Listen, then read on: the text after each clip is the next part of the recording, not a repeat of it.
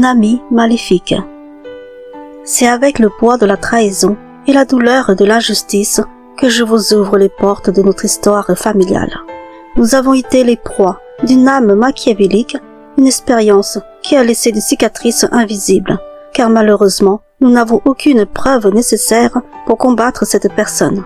Je vais vous confier notre récit, non seulement pour partager notre fardeau, mais surtout pour vous mettre en garde contre le danger insidieux que représentent de telles personnes. La première fois que le chemin de cette personne croisa le mien, c'était à travers une connaissance commune. Cette personne se révéla être une femme remarquable, grande et d'une beauté saisissante.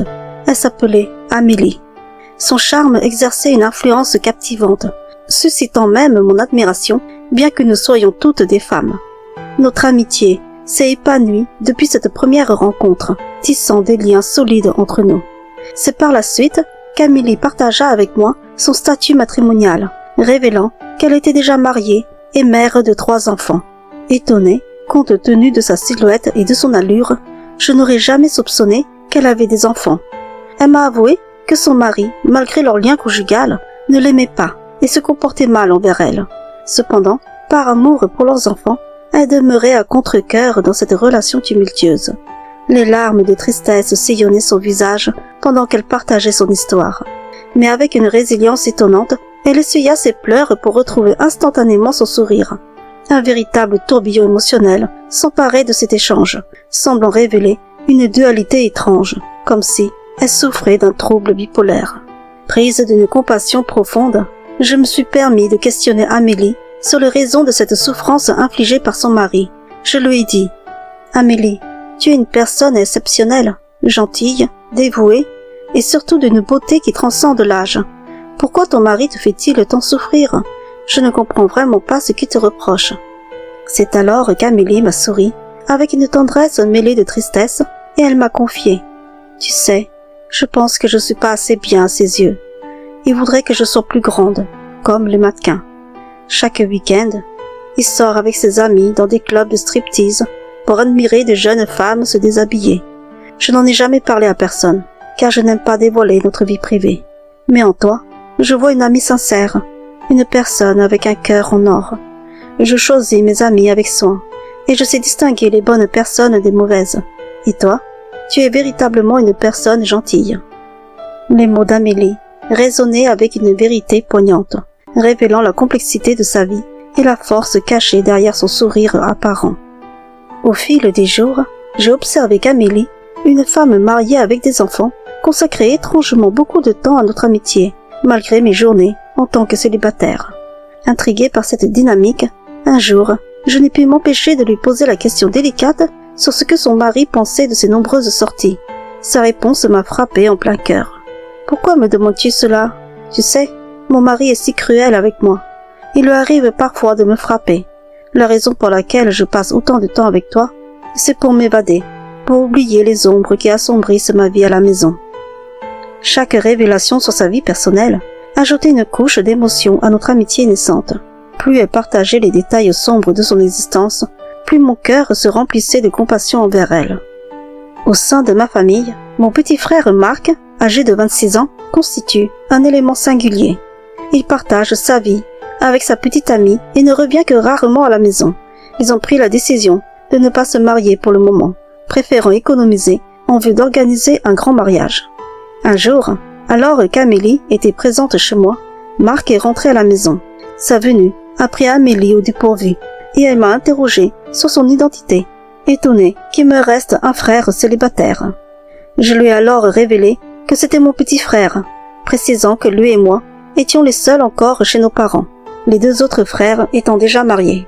Intriguée, Amélie m'a demandé pourquoi elle ne l'avait jamais rencontré, et je lui ai expliqué qu'il vivait avec sa petite amie et revenait à la maison de manière occasionnelle. Le regard d'Amélie s'attardait sur Marc, et elle m'a confié avec une sincérité évidente qu'elle le trouvait vraiment très beau. Curieuse, elle m'a demandé si sa petite amie était elle aussi très belle. Répondant avec un sourire, j'ai partagé avec elle que Marc et sa copine formaient un couple harmonieux, évoquant la beauté de leur relation. Amélie resta dîner avec nous, puis tout au long du repas, son attention semblait constamment attirée par Marc. Après son départ, Marc m'a exprimé son malaise, affirmant qu'il n'appréciait pas Amélie. Il trouvait étrange qu'une femme mariée le regarde de manière insistante, pensant qu'elle devait avoir de mauvaises intentions. J'ai alors défendu Amélie, soulignant qu'elle était une personne de confiance. Mais Marc a persisté, affirmant qu'il pouvait voir dans ses yeux qu'elle était une personne mal intentionnée.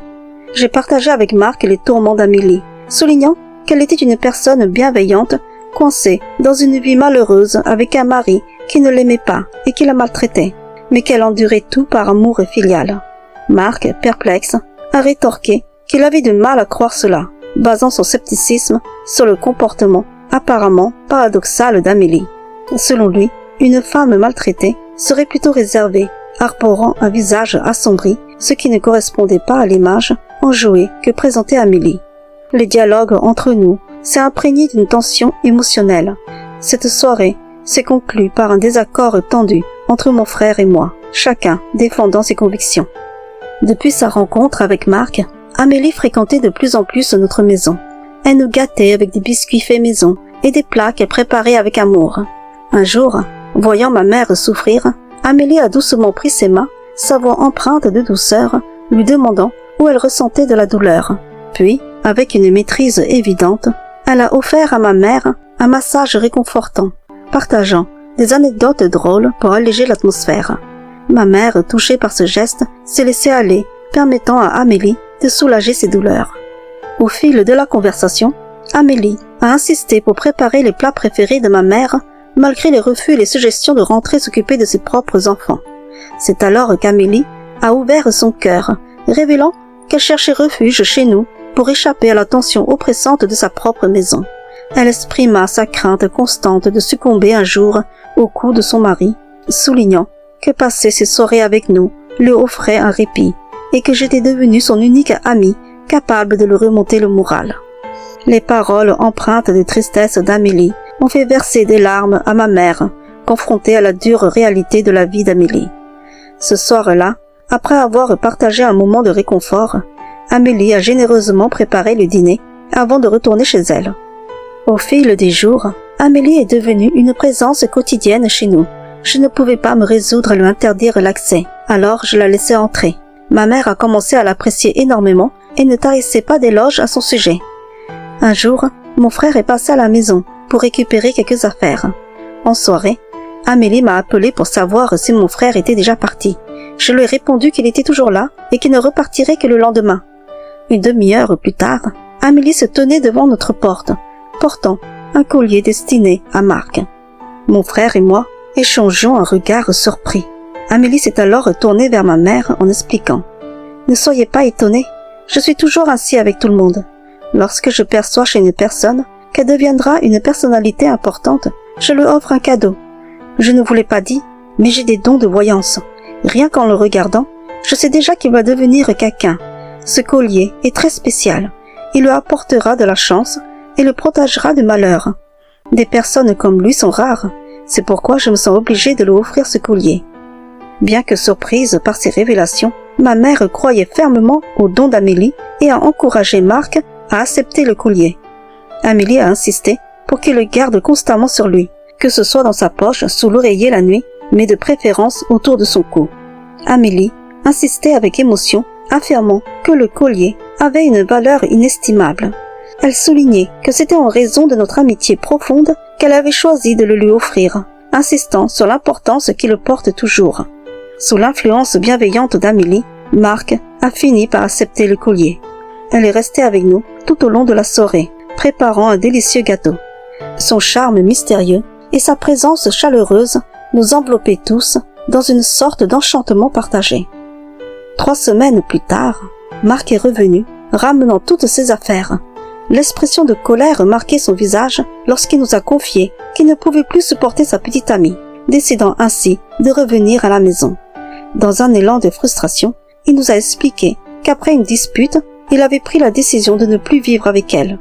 Marc a révélé que depuis sa dernière visite à la maison, son regard sur sa copine avait changé, ne percevant désormais que ses mauvais côtés, et il s'est mis à la détester.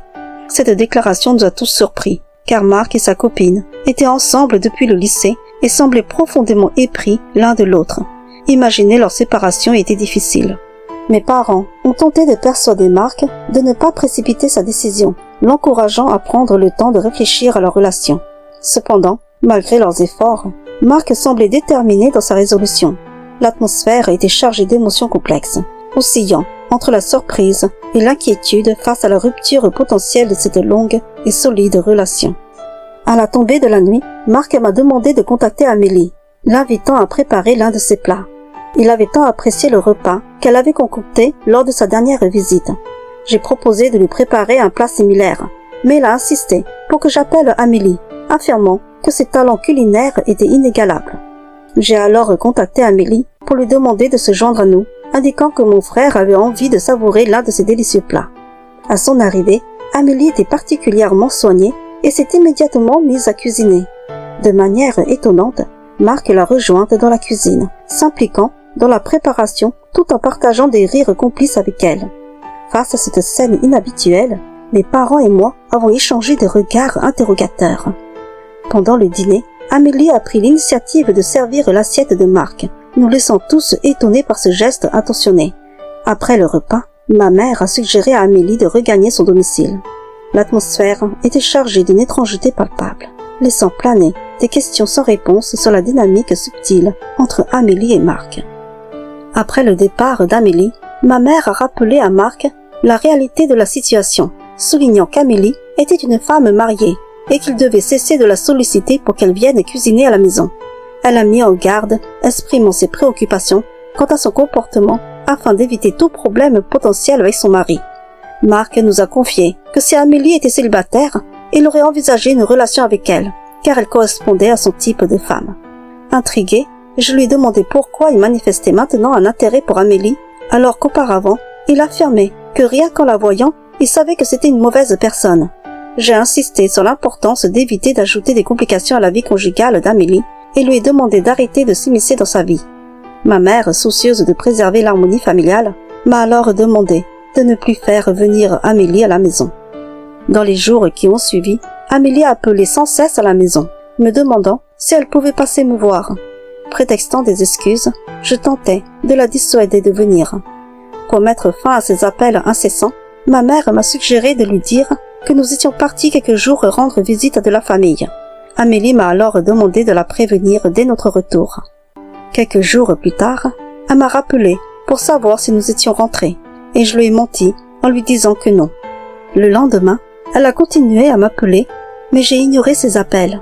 Ce soir-là, après le dîner, des coups ont retenti à la porte. C'était Amélie, semblant très en colère. Elle m'a demandé pourquoi je lui avais menti alors que nous étions à la maison. Je ne savais pas quoi lui répondre. C'est alors que ma mère est intervenue pour lui dire que nous venions tout juste de rentrer. Amélie a alors révélé qu'elle était passée devant chez nous tous les jours et que toutes nos voitures étaient garées devant.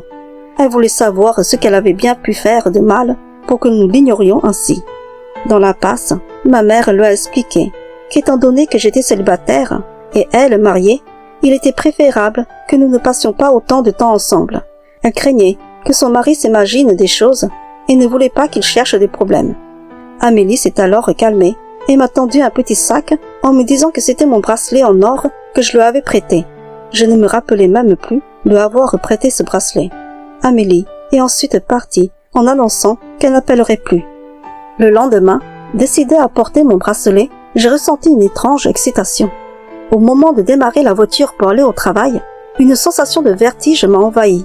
J'ai d'abord pensé à une simple migraine passagère, croyant que cela allait s'atténuer. Cependant, sur la route, à peine 1 kilomètre plus loin, mon cœur s'est soudainement emballé, battant la chamade, et une difficulté à respirer m'a submergé. Perdant le contrôle de mon véhicule, je heurtai un panneau, parvenant tout de même à stopper ma voiture. Il semblait que mon âme allait quitter mon corps, me laissant penser que ma vie touchait à sa fin.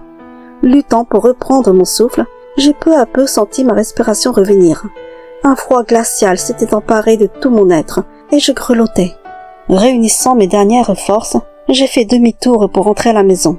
Lorsque je suis arrivé à l'entrée, au bord de l'évanouissement, ma mère s'est précipitée vers moi pour comprendre ce qui se passait. M'aidant à m'installer sur le canapé, je grelottais toujours, et ma mère, inquiète, a touché mon front, constatant que j'étais brûlante. Elle a immédiatement appelé mon père et ils m'ont conduit en urgence à l'hôpital. Le médecin, perplexe, ne parvenait pas à identifier la cause de mes symptômes, décidant alors d'effectuer des examens plus approfondis et me demandant d'enlever tous mes bijoux pour les radiographies. N'ayant que mon bracelet, je l'ai retiré et ma mère l'a glissé dans son sac à main. Curieusement, je me suis sentie mieux, la fièvre avait disparu. Après une série d'examens, le médecin n'a rien détecté d'anormal. Se sentant rassuré et considérant mon amélioration, mes parents m'ont ramené à la maison. Cependant, pendant le trajet de retour, ma mère s'est mise à se plaindre de maux de tête. Ces symptômes, ayant débuté à l'hôpital, se sont intensifiés dans la voiture. Pourtant, de manière étonnante, une fois arrivée à la maison et après avoir rangé son sac, ces maux de tête ont mystérieusement disparu. L'ensemble de cette expérience a laissé place à un mélange de perplexité et d'incompréhension. Les jours suivants, nous avons découvert que Marc et Amélie entretenaient une liaison secrète. Marc était devenu sourd à nos conseils et avec Amélie, il s'aventurait dans une relation clandestine. Un jour, j'ai reçu un appel. C'était le mari d'Amélie. Il m'a questionné sur la fréquentation de sa femme avec mon frère Marc. Dans l'ignorance, j'ai prétendu ne rien savoir. Il m'a alors pressé de lui dire la vérité, arguant que nous courions un grand danger si nous gardions le silence. Intriguée et soucieuse de comprendre, j'ai cherché à en savoir plus. Il m'a révélé qu'Amélie était une personne machiavélique, ayant acquis des connaissances en magie noire lors d'un voyage en Afrique, où elle avait séjourné pendant 6 longs mois. Depuis son retour, à chaque dispute, elle utilisait sa magie noire pour le rendre malade pendant des jours. Son choix de rester avec elle était motivé par la protection de leurs enfants. Interpellé par le concept de magie noire, j'ai demandé des explications. Il m'a expliqué qu'elle pouvait ensorceler des vêtements, des bijoux et même charmer des plats préparés. Il m'a confié qu'elle utilisait sa magie pour séduire les hommes et qu'elle l'avait déjà trompé à plusieurs reprises. Bien qu'il ait envisagé de la quitter, elle avait menacé de conséquences fatales s'il osait rompre. Il m'a rassuré en précisant que l'effet de sa magie était temporaire. Au bout de quelques semaines, l'envoûtement s'estompait et les hommes retrouvaient leur esprit et la quittaient. Son mari m'a confié qu'il n'était pas ce genre de personne qui frappait leurs femmes. Il m'a dit qu'il se trouvait dans l'incapacité de confronter Amélie au sujet de ses infidélités, car à chaque tentative de reproche, elle plongeait dans la maladie. De plus, il se sentait contraint au silence, comme si quelque chose l'en empêchait, sous l'emprise d'une force invisible. Ce n'est que depuis 2 jours qu'il a ressenti un relâchement de cette emprise, une sensation de retrouver sa liberté. C'est ce soulagement qui l'a incité à me contacter pour m'avertir.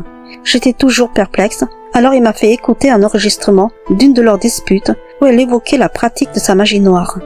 Après avoir accroché, mes pensées se sont alors tournées vers mon bracelet, cherchant à comprendre les causes inexplicables de ce qui m'était arrivé. Le collier offert à Marc par Amélie a également refait surface dans mes réflexions. Tout s'est alors éclairci dans ma tête, révélant un mélange de consternation, de peur et de perplexité face à la réalité troublante qui se dévoilait. J'ai partagé ces révélations avec mes parents et tout a commencé à s'emboîter.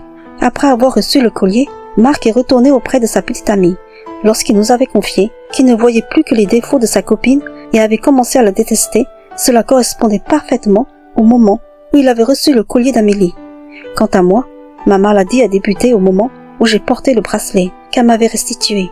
De manière étrange, en l'enlevant à l'hôpital, mes douleurs ont mystérieusement disparu. Ma mère, ayant conservé le bracelet dans son sac à main qu'elle portait constamment sur elle, a commencé à ressentir des maux de tête. À la maison, une fois son sac rangé où le bracelet était entreposé, ces maux de tête ont curieusement disparu. Ces constatations ont suscité en nous une gamme d'émotions mêlées, oscillant entre la perplexité, la tristesse et la colère face à la manipulation subtile et maléfique orchestrée par Amélie. En collaboration avec mes parents, nous avons cherché désespérément une solution pour retirer le collier qui avait envoûté Marc pendant plus d'1 mois. Il était évident qu'Amélie, étant constamment en sa possession, avait dû rejeter des sorts sur l'objet. Un soir, lors du retour de Marc à la maison, ma mère a fait un intérêt sincère pour son collier, prétendant vouloir l'admirer de plus près. Marc se prêtant au jeu a retiré le collier et ma mère l'a discrètement dissimulé.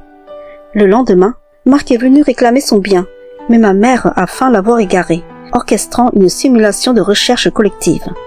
Sans son collier, Marc paraissait déprimé et perdu ce jour-là. perdant toute envie de s'aventurer à l'extérieur. En soirée, il nous a confié que bizarrement, sa petite amie lui manquait.